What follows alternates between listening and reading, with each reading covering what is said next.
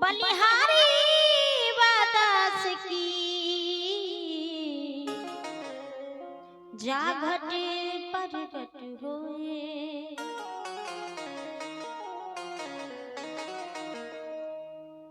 आगे माई सतगुरु खोज करहूँ सब मिल के जन्म सुफल कर गे माई सतगुरु खोज करहूँ सब मिल के जन्म सुफल कर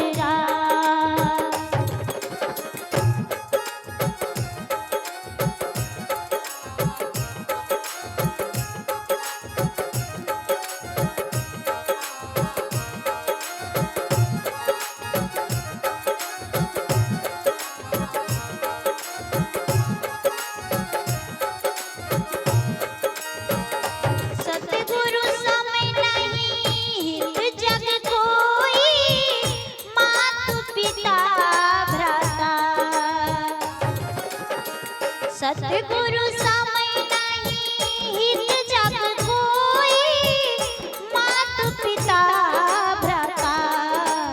ये माई सकल कल्पना कष्ट निवारे मीटे सकल दुख राग। ये माई सकल कल्पना कष्ट निवारे मीटे सकल।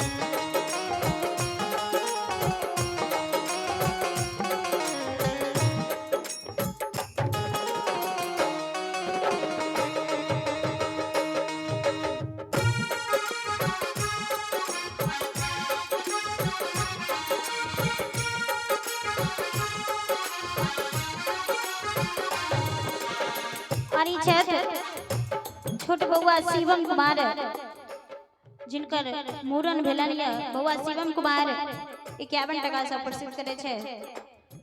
सद्गुरु सदा खुशी आनंद राखे।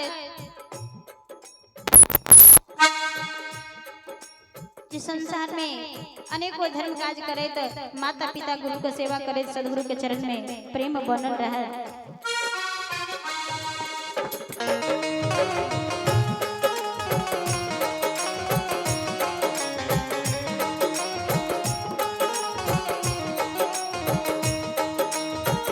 भवसागर अंधकूप पड़ल जीव सूझै न चेत राह। भवसागर अंधकूप पड़ल जीव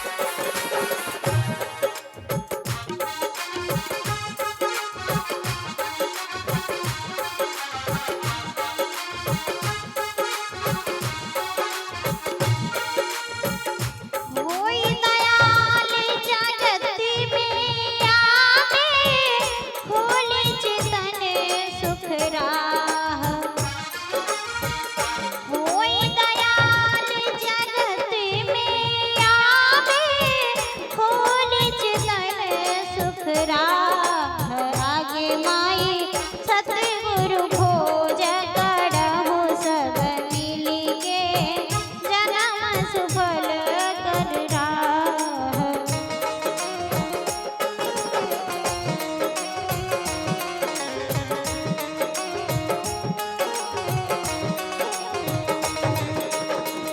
पड़े घट सतगुरु जग में विराजे मेट जीवन दुख दाह।